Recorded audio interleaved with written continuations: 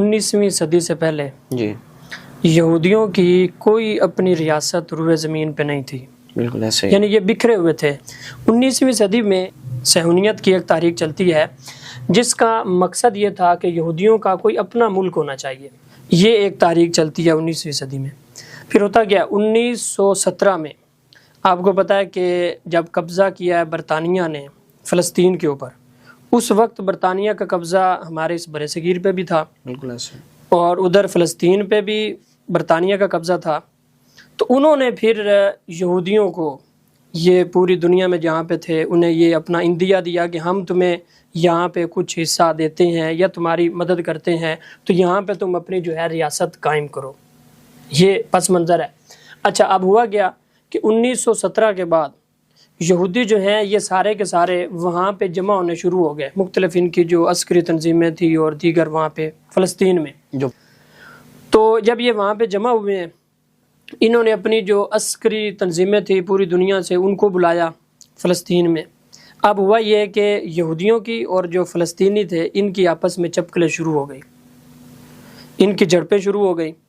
جب یہ تھوڑی سی بات آگے بڑھی تو برطانیہ درمیان سے نکل گیا بڑی ہوشیاری کے ساتھ، اور یہ معاملہ اقوام متحدہ کے سپرد کر گیا کہ اب تم نے یہ فیصلہ کرنا ہے. اقوام متحدہ نے جو اپنا وہ اجلاس بلایا اور فیصلہ کر دیا کہ ٹھیک ہے، اس کو ہم 2 ریاستی معاہدے کے تحت کرتے ہیں کہ ایک حصہ فلسطینیوں کو دے دیں گے اور دوسرا حصہ جو ہے وہ یہودیوں کو دے دیں گے. 1948 میں یہ اقوام متحدہ نے یہ کام کیا ہے.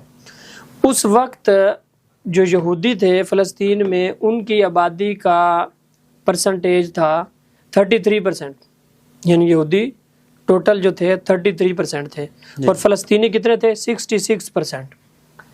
اب جب انہوں نے علاقے تقسیم کیے تو جو 1/3 ہیں یعنی جو 33% ہیں ان کو کتنی زمین دے رہے ہیں 58%، اور جو 2 حصے ہیں 2/3 ہیں 66% جو فلسطینی ہیں، گو کہ یہ بھی غاصبانہ طریقے سے کر رہے تھے ریاست، لیکن اگلا جو اقدام اٹھایا گیا ان کو زمین جو دے رہے ہیں وہ 42% دے رہے ہیں.